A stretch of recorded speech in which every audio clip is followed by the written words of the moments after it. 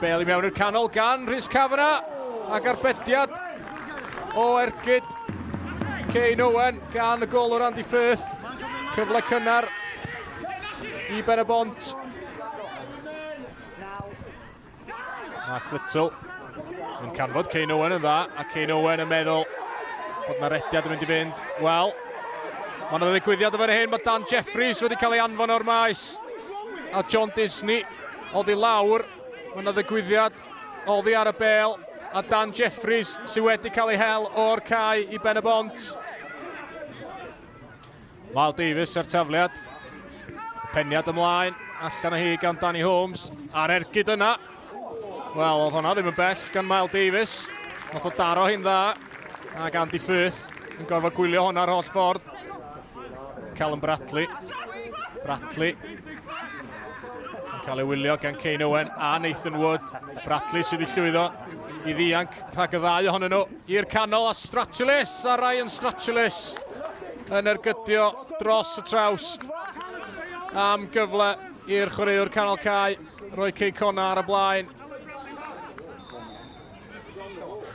Cei Connah dros y bel, a Cei Connah yn taro hwnna. Ac yna ergyd yn taro'r postyn gan Nathan Wood.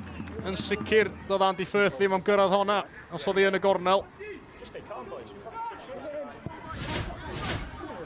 Danny Holmes sy'n chwarae fel cefnwr fe bellach. Holmes yn croesiad hyfryd. Ac am gol. Michael Wilde ar y cynnig cynta, Mike Hayes ar yr ail. Ac mae Cei Connah ar y blaen o'r diwedd. Mae wedi bod yn rhwystredig iddyn nhw wrth chwarae'n erbyn y 10 dyn. Cei Connah i'r canol. Mae hwnna'n disgyn I Tom Tweedy. Ac mae yna gicwr spotyn. Mae Cei Connah yn gandryll efo'r dyfarnwr. Ond mi gafodd Tom Tweedy I faclu yn y cwrt Cosby wrth drio cyrraedd y bel yn fan'na. Ac mi fydd hi'n gicwr spotyn I Pen-y-bont.